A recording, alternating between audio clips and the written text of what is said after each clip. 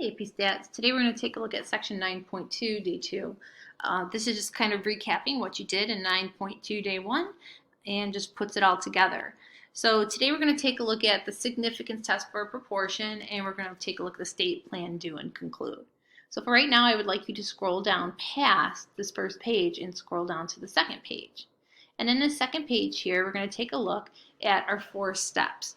So just like we've done before with free response questions, we're still going to continue to do our 4-step problems when using significance tests. So the first step is to state. You're going to state the parameter and context. You're going to give the statistic. You're going to give your hypotheses and state the significance level that you are using for your test. Then you're going to give your plan. You're going to name the procedure and check the conditions. The procedure that we're using in our significance test for the proportion right now is a one sample, because that's what we're using, one sample z-test for p. And then as always, check your 3 conditions, your random, your independent, and normal.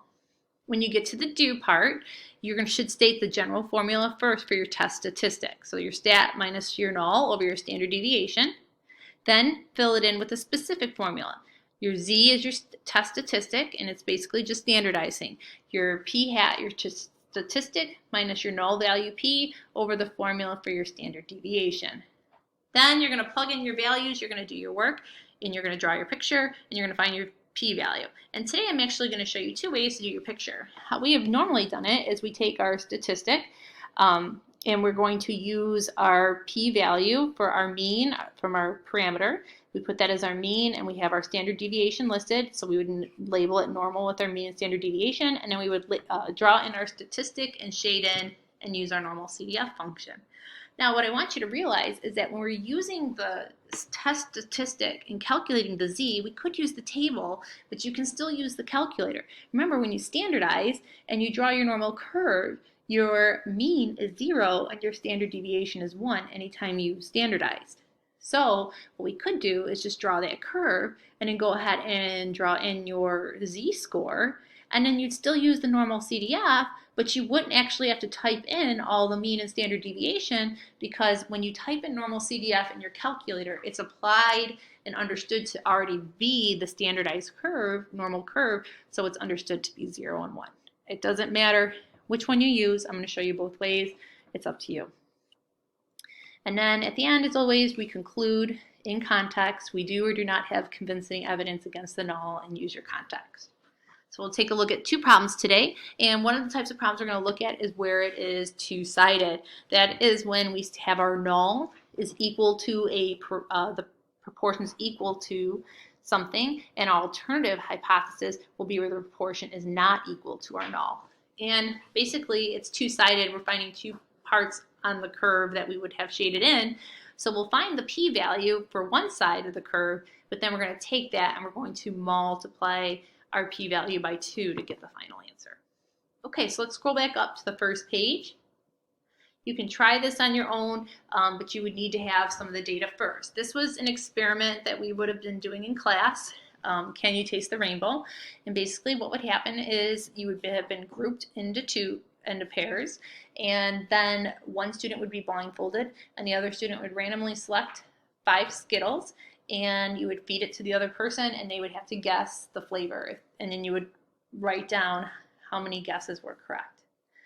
So in this class here, they did this total of 190 Skittles, and out of those 190 there were 101 correct.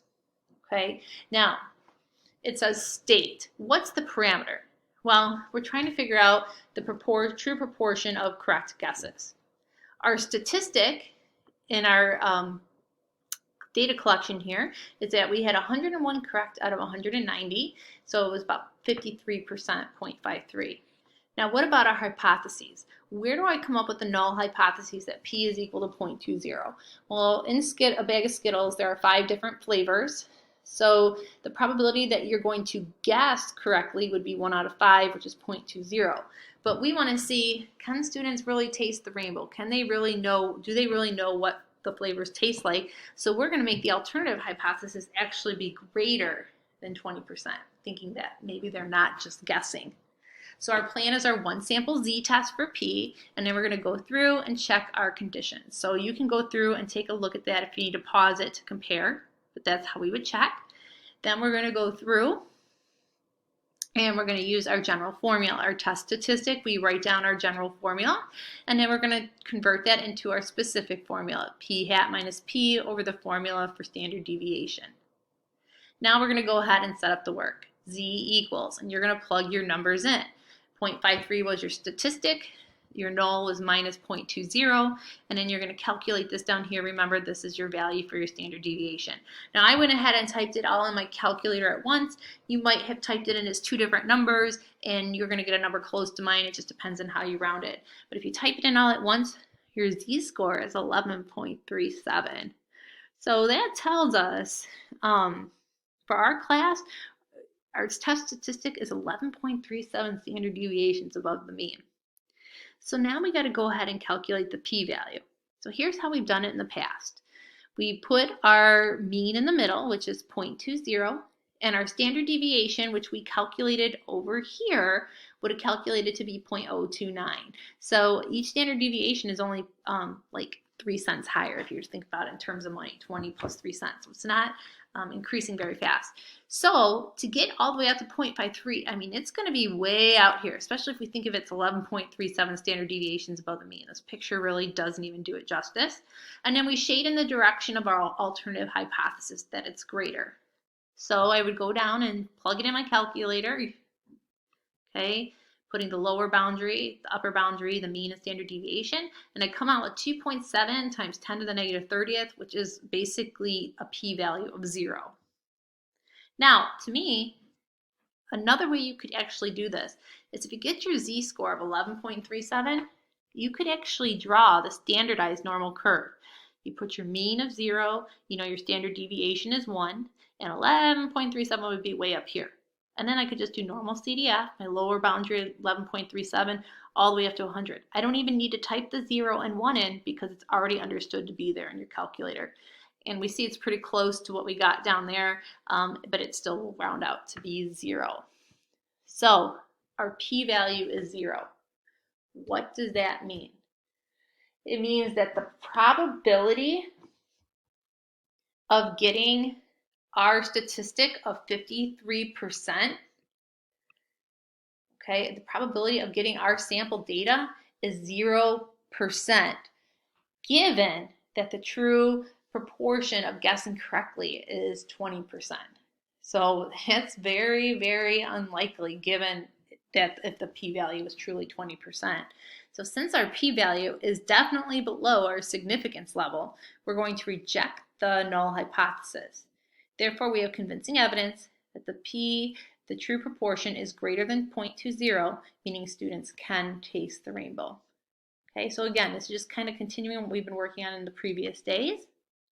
And let's take a look at the last question. Why don't you read through it and pause it and see if you can at least get the first couple of things set up. You should hopefully be able to state, plan, and do. All right, so pause the video and try it, and let's come back. All right, so in this problem, 75% of restaurant employees feel that work stress has a negative impact on their personal lives.